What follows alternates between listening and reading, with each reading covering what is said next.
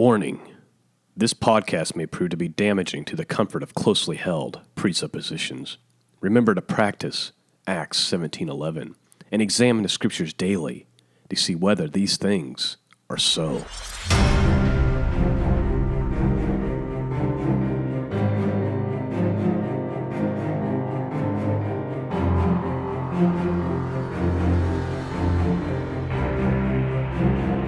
The world is changing rapidly. Wars and rumors of wars are abundant. Civil unrest, economic collapse, a global economic reset, natural disasters, and the second coming of Jesus Christ is on the horizon. Are you prepared? Welcome to Truth Fed.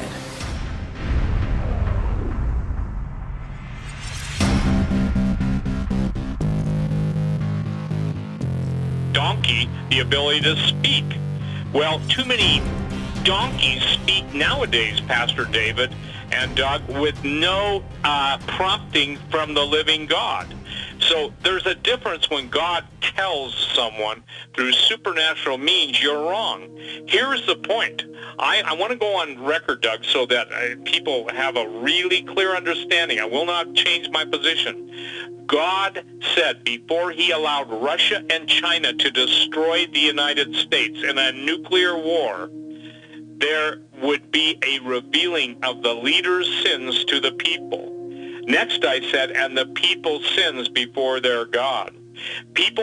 I believe that whether you consider the United States a daughter of Babylon or Mystery Babylon, that we are becoming a habitation of devils.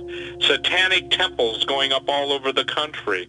Open, flagrant mocking of every single barrier, every single boundary that the living God created and put into it for our safety and security. Now we drink water with so many pharmaceuticals, I'm surprised we don't look like something out of a horror movie, except by the grace of God. We eat food that's dead and dying, plastic polluted, and disgusting. I'm surprised again, except for the grace of God, we're not all dead yet. We have chemtrail skies, and people still, I talk to people, Doug, that still don't believe that chemtrails exist. I can give them U.S. patents, 4686605, the Easton patent, go forward hard, blah, blah, blah. And Dane Wigington, you've had him on the show. I've interviewed him before. The bottom line is he lays it all out for you, but people don't believe. That's the problem, sir or ma'am, with your issue. You're looking at a man. You do not see the context of this country's destruction. You do not see the righteous judge of the whole earth laying it out before you. And if you, can I say something, Doug? Now I'm on a roll. I basically started in the preparedness business almost 40 years ago, whatever it was, okay? Very early in my career. I'm 65. I've been doing this stuff for two-thirds of my life, at least. And the thing that's amazing to me is that we're now watching posturing where everybody is getting ready to gang up on America and take it down. So and it's already taken down from within. Imagine this, ladies and gentlemen, your representatives, your senators, and your elected officials are selling us out, have sold us out. You don't own anything. The money in the bank is collateralized with pledges to unseen and obscene bankers worldwide. You've got foreign governments that have been given the right to come in and perfect their UCC liens. And by the way, Pastor Langford, now I'll turn it right over to you, David. Pastor Langford made the statement that God gave him two words a couple years ago. The first was what? Bondage, and the second was captivity?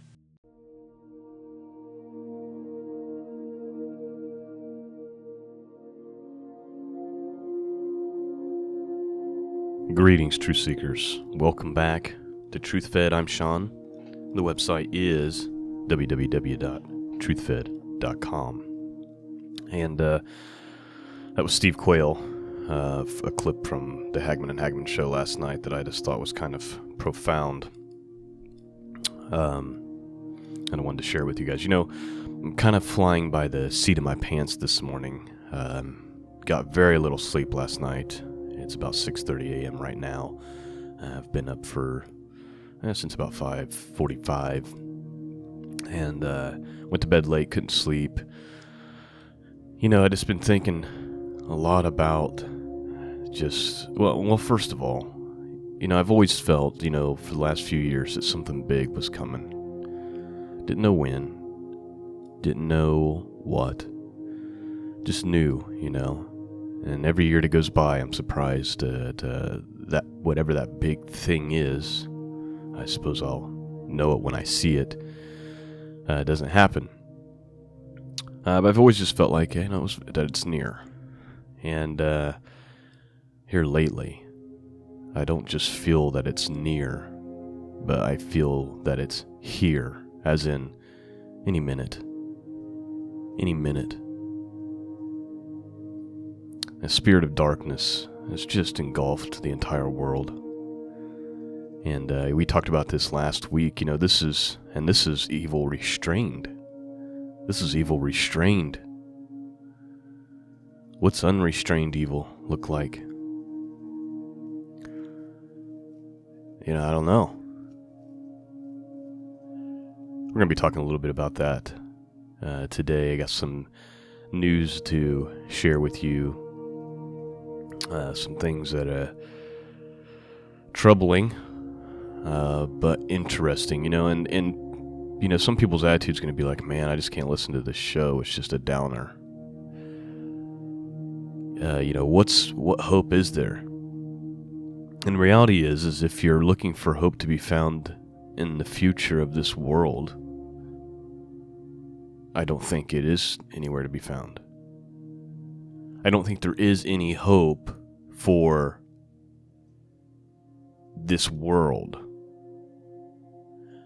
The only hope we have is found in Christ, in Yeshua, in Jesus. And I know that sounds cliche because that's, it sounds Christianese or whatever. But it's the truth. I mean, the only future that you can have is found in Him and the kingdom that is to come. So many people, I feel like, and sometimes even myself included, are having trouble letting go of this world, right? White-knuckling it. Oh, maybe if we elect Donald Trump, or maybe if we elect Hillary Clinton, or, I don't know what the future holds for America, folks, but I just know what the Bible says and how God's dealt with countries who acted like this, even including Israel.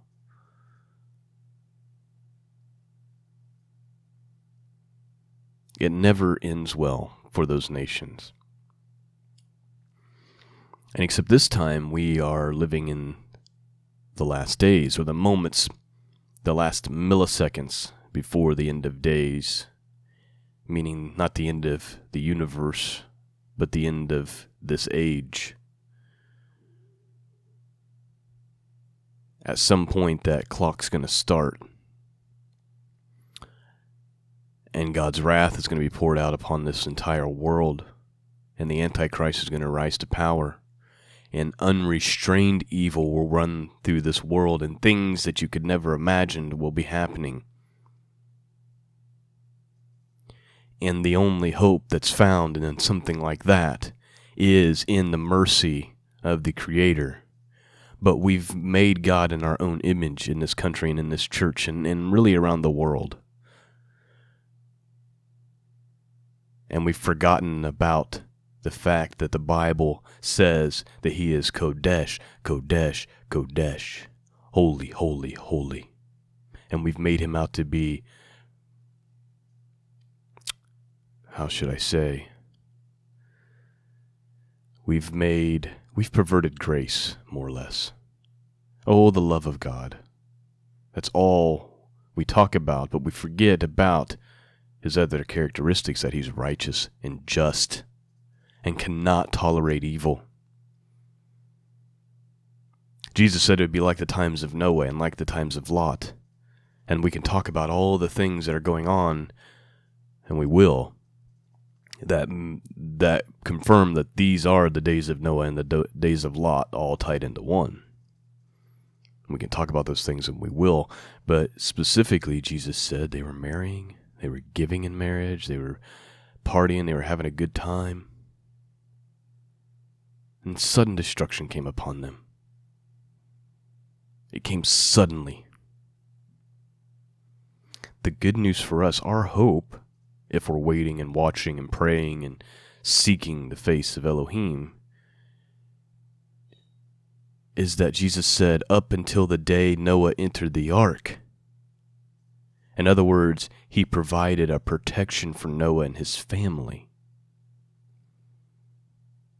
And we can put our hope in him, in Jesus. Jesus is the ark, the lifeboat. He said, likewise, it'll be like the times of Lot. And do I really need to describe how the United States of America and really Western civilization around the world is like the days of Lot?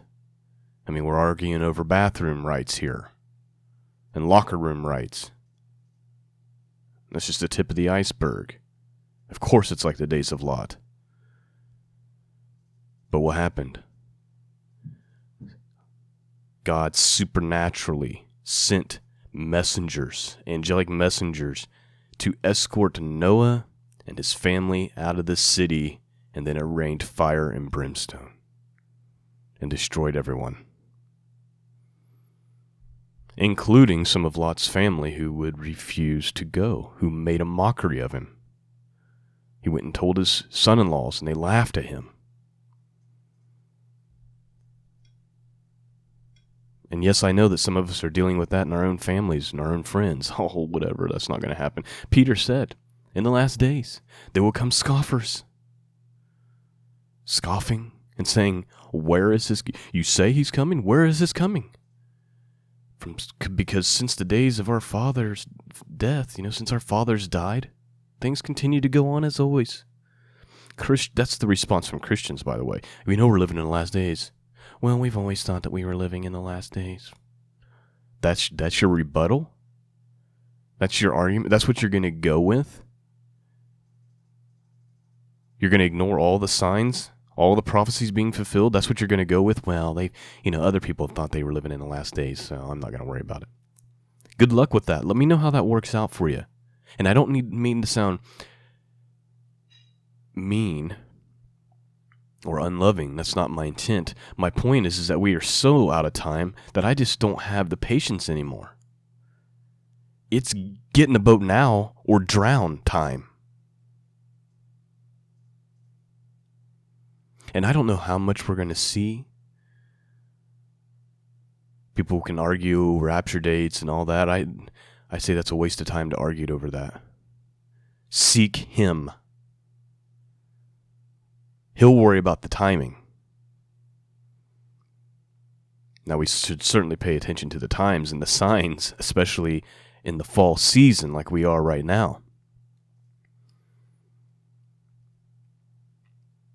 I feel like I'm just rambling. There's so many things coming into my head right now. I see so many appearings of Yeshua in Revelation.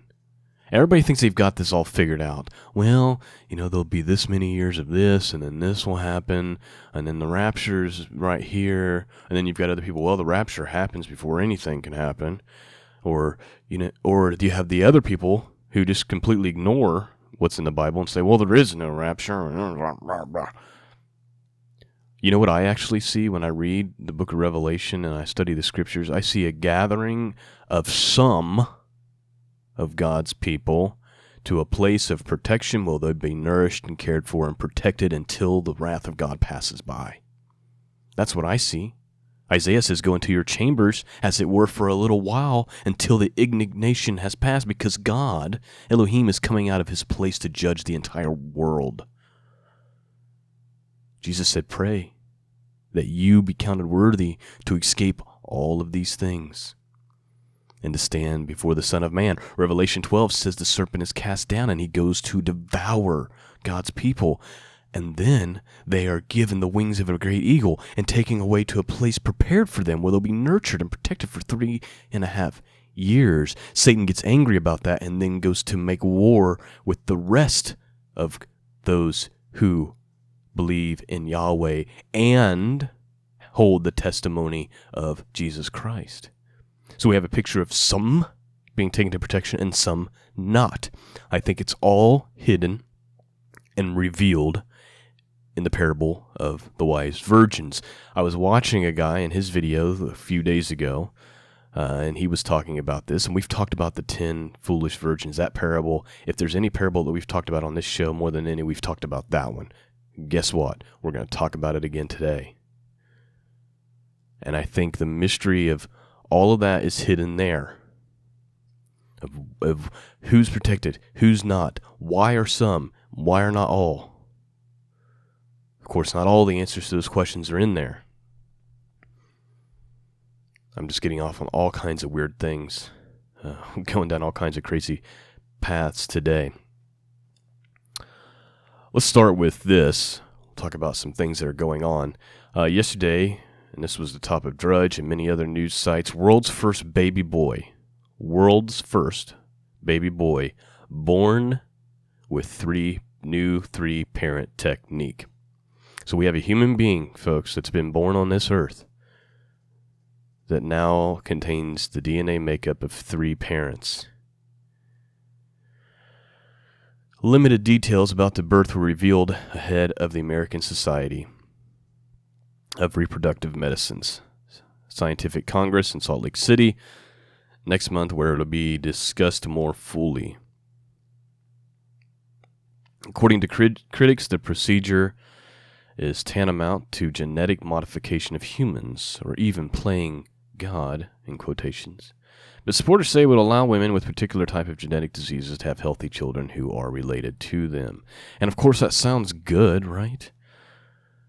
It's not that itself is evil, it's where this leads. It's where it leads. We live in a world now, folks, where genetic modification is a thing. And it's been a thing with animals in your food for I don't know how long. But now it's happening with humans and splicing humans with technology and bionic parts, and the transhuman movement is upon us. And I'm reminded, and I've read this to you before, by 2 Esdras chapter 5. Allow me to read a few verses from this. This is a book out of the Apocrypha. If you don't know my stance on these books, then I advise that you go to my YouTube channel. There's a playlist there that says Enoch, and I have several videos talking about this and why I think they have value. That doesn't mean that we treat them the same way that we treat, the Gospels. But anyway, you can go there. I'm not going to spend time defending it right now. Let me just read to you. At the very least, you'll find this interesting, if you haven't heard me read this before. 2 Esdras chapter 5, starting with verse 1. We'll just read a few verses until we get to my point. Look, the days will come when those who live on the earth will be seized with great terror.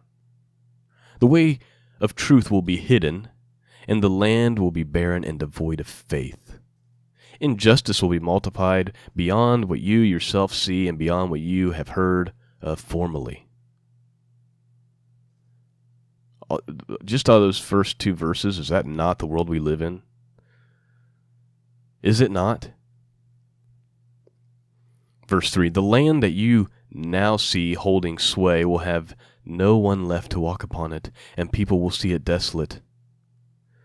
But if the Most High grants you to live, you will see it thrown into confusion after the 3rd period of time. That's interesting. The sun will suddenly start shining by night and the moon by day. Blood will drip from wood, and stones will speak out. People will be troubled, and natural courses will be changed.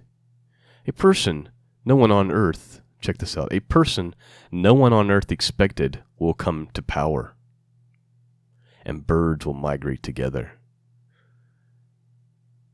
There's going to be a person that no one expected come to power. I mean, we know there's going to be this Antichrist being according to Scripture, right? Everybody thinks they know who it is. I kind of agree with this passage here in 2 Esdras. It says, a person on earth, no one expected will come to power. The sea of Sodom will cast up fish. It will utter sounds in a voice that many don't know, but all will hear its voice. Chasms will open up in many places, and fire will be shot forth frequently. Wild beasts will roam beyond their territory, and women will give birth to monsters. I'm just going to stop there. You can go read the rest of the passage. Just Google it. You can find it that way. Women will give birth to monsters. And every time I see this genetic modification and these designer babies, that passage comes to my mind, and I think, how long? How long before that becomes a reality? Could you not see that happening in this day and age?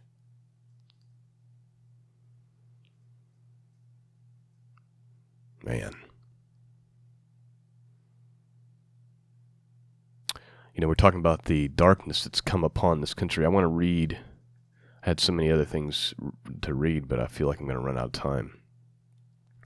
One article on the end of theamericandream.com, headline is, "A spirit of violence rises in America, following the unveiling of the harbinger of Baal in New York." Now, as you guys know, a week or two, September 19th, they erected the Arch of Triumph, which is the gateway to the Temple of Baal in New York City.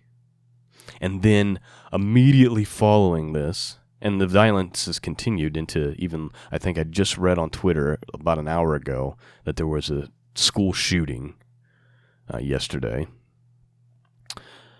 The article says, "Is it just a coincidence that we have seen violence erupt all over America since the unveiling of the arch that served as the gateway to the Temple of Baal in New York City on September 19th?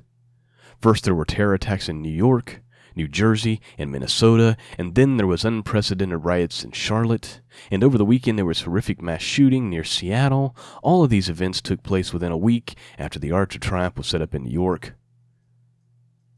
Of course, that's not even counting the things that's happened just this week. Baal was an ancient deity that was often associated with violence and bloodshed, and those that erected this arch have no idea what they're messing with. And then, there's a very long article here.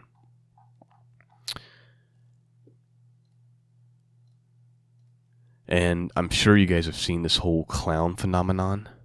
How could you not? I'm hearing from parents of kids and all kinds of, I've heard it from here in my state of Indiana. Kids are going to school and they're afraid because they've heard about these clowns. Kids in Ohio, I'm hearing the same thing. Have you heard about the clowns? There's a spirit that's trying to terrorize our children.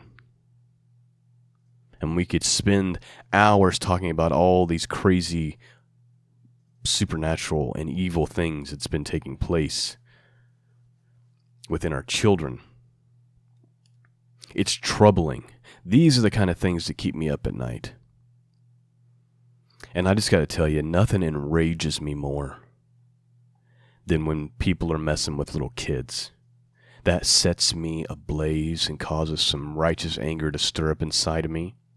And by the way, let's not forget what Jesus said. He said, "Let the little kids come unto me, for such is the kingdom of heaven. If any man causes one of these little ones to stumble, it would be better for him to have a milestone tied around his neck and tossed in the sea." Those of you who are hurting children, terrorizing children, molesting children, you would be better off to have a rock tied around your neck and dropped in the ocean. Judgment's coming. You have this after-school Satan clubs, Satan temples being erected all over the United States of America. After-school Satan club must be allowed to proceed, lawyer says. And then some people make the argument, well, we all have the right to freedom of... Okay, well, they're not giving that right to Christians because kids are being expelled and tossed out of school for daring to have a Bible on them or to say the name of Jesus. But hey, let's cater to every other evil and foul spirit. There was a time when just if something like this were even murmured about a school, after-school Satan club, the whole country would come down upon it. But now we celebrate this wickedness and this evil.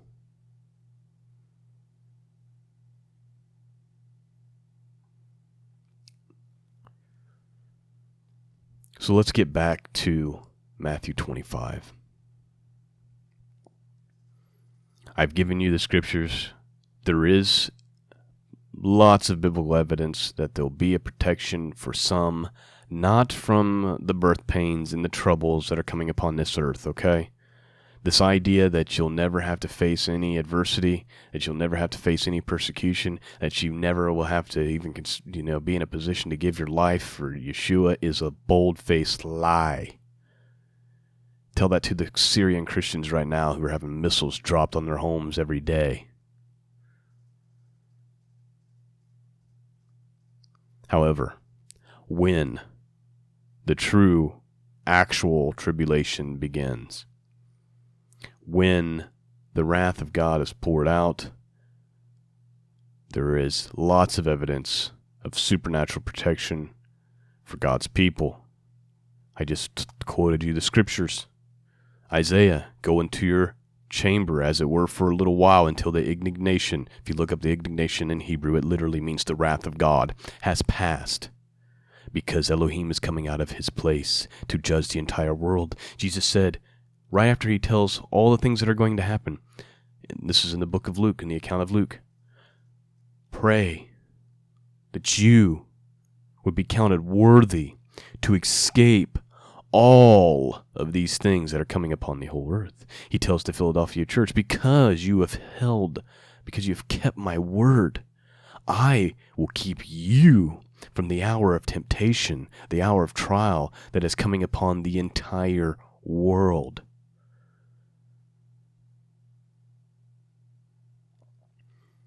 So who's protected and who is not? And why? I believe that whole mystery is unveiled in the parable of the 10 virgins. And I want to point out a couple of things that I haven't really thought about before when we've covered this. So let's just read it. Matthew 25. The reign of the heavens shall be compared to 10 maidens who took their lamp and went out to meet the bridegroom. And 5 of them were wise, and 5 of them were foolish. Those who were foolish, having taken their lamps, took no oil with them. But the wise took oil in their containers with their lamps. Now while the bridegroom took time, in other words, while he appeared to delay his coming, they all slumbered and slept. And at midnight a cry was heard. See, the bridegroom is coming, go out to meet him. Then all of those maidens rose up and trimmed their lamps. Now let me stop there for a second. The part that I want to point out is that there was a cry at midnight. Some translations will say a shout. I believe that it's very possible that every believer will hear the cry, the shout. See, the bridegroom is coming out to go meet him. There'll be no question about what's taking place. Every believer will hear the cry. Why do I believe that? Because the next verse says, then all, what's all mean? All means all. All of those maidens rose up and trimmed their lamps. Verse 8. And the foolish said to the wise, give us your oil because our lamps are going out. But the wise answered, saying, no, indeed there would not be enough for us and you. Instead, go to those who sell and buy for themselves. What's taking place here? What's taking place is the cry goes out. They all hear it and rise up. But then the foolish ones realize they weren't ready. They hadn't been prepared. They weren't thinking ahead. They weren't paying attention. They weren't waiting and watching. And when they hear the cry, then they go into a panic. Oh no. Give us your oil. And Now they're like trying to scramble, right? Okay, we gotta go. Verse 10, and while they went to buy, the bridegroom came. And those who were ready went in with him to the wedding feast, and the door, we could do a whole study on the door. Maybe I should. The door was shut. Verse 11. And later the other maidens came also saying, Master, Master, Adonai, Adonai, open up for us. But he answered and said, Truly I say to you, I don't know you. Watch therefore. You see, all the answers are right here. I don't know you. You can't come in. And then he ends with this warning. Watch, therefore, because you do not know the day or the hour which the Son of Adam is coming.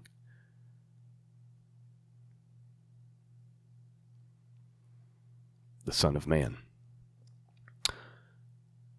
They didn't get to go in because they weren't watching. I mean, Jesus confirms this at the very end. He's saying, hey, to avoid this problem, make sure you're watching, because you don't know the day or the hour that the Son of Man is coming.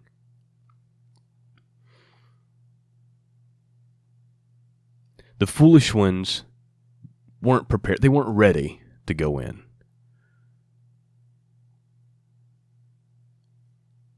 You know, I think about all the Christians who aren't watching for Yeshua. They scoff instead and say, where is this coming? Because since our fathers died, things have continued to go on like they always have. People have always thought they were living in the last days, they say.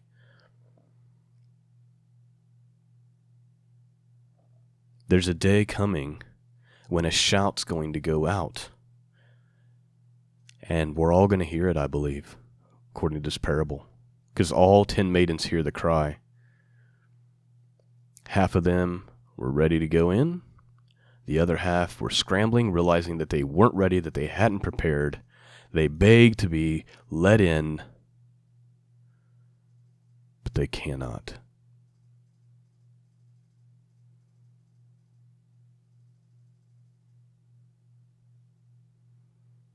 I mean, this is just what the Word says. I mean, it starts by saying, hey, the reign of heaven, of the heavens, the kingdom of the heavens, shall be compared to this short story about 10 maidens. And when I look at the world and I look at the church, this is what I see. And so the question you need to ask yourself is, am I ready?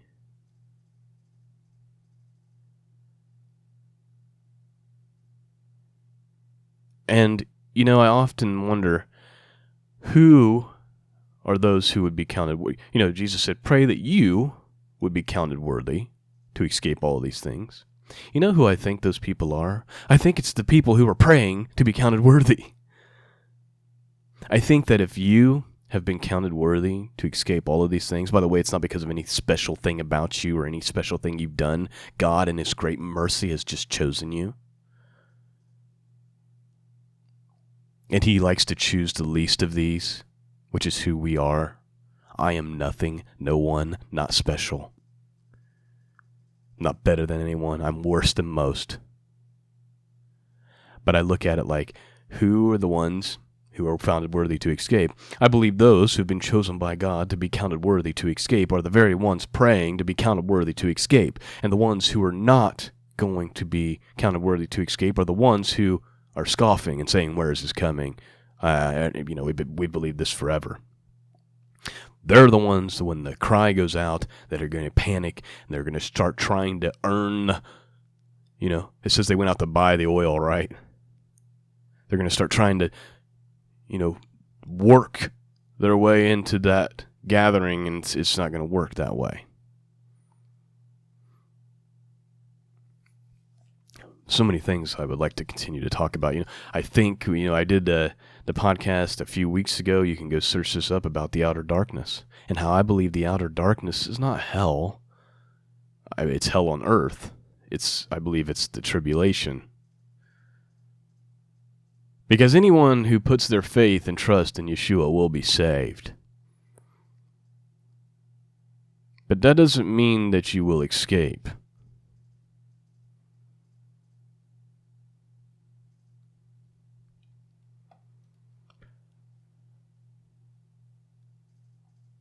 Could I be wrong about this? Sure, absolutely.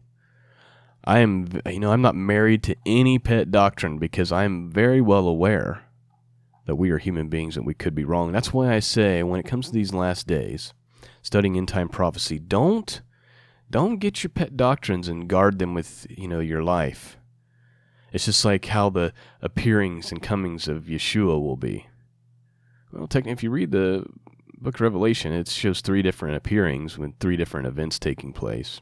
I guess we can say they're all the same event, maybe. People argue over the rapture, but I see a resurrection. I also see a gathering. I see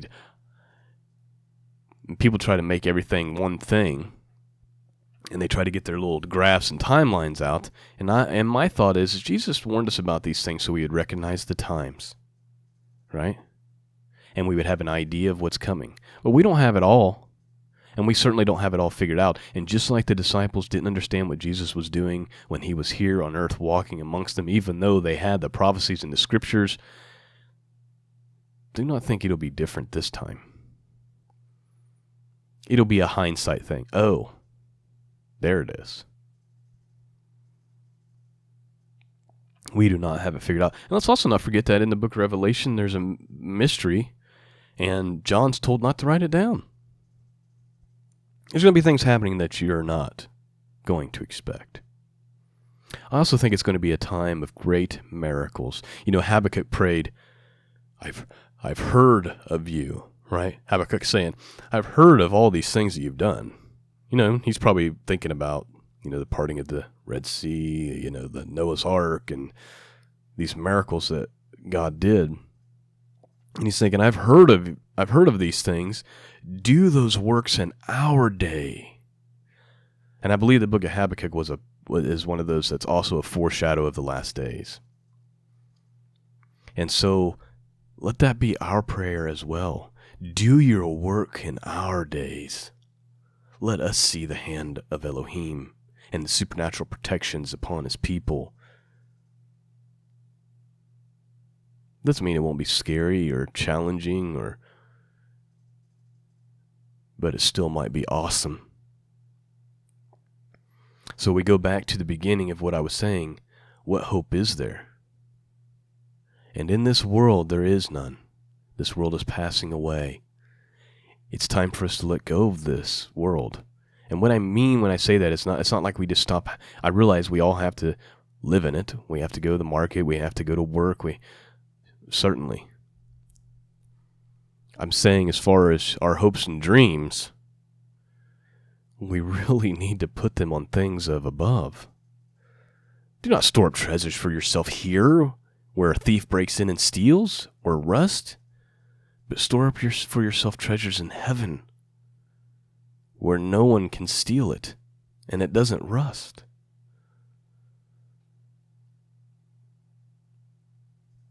Man, it's hard. It's really hard to do, isn't it? It's hard to put our complete faith in this thing that we've never seen and in this place that we've never seen or heard. I get that. It is challenging at times. But the deposit has been made in our hearts, which is the Holy Spirit. And when I'm struggling with faith, I remind myself, you are nothing like who you were. Yeah, I'm not who I want to be by any means. There's things that still stir in my heart and my mind that I just hate, that I wish I could cast off, that I just can't seem to rid myself of, and this because we are stuck in this fleshly body. But I'm not who I used to be. I've been completely made new. Not perfect, but new, different. It's impossible to go from who I was to who I am, aside from God's mercy and his ability to call men to himself and change their hearts through our belief and hope that's found in Jesus Christ, Yeshua HaMashiach, the Messiah. That's our hope, folks. This world's growing ever more wicked every day. It's really getting bad. This country is falling apart. That's reality, folks. I don't like it. I wish it weren't so. But I can't sit here and wish that it weren't so and then pretend that it's not. That would be foolish. That's all I've got time for today. I wanted to talk to you guys about the censorship and some of that stuff that's happening. Maybe I'll get to that in another episode. I will say these censorships are coming, and I don't have time to cover all the articles. YouTube is starting a hero program where people can just go and flag your video and flag your channel and just bring it down.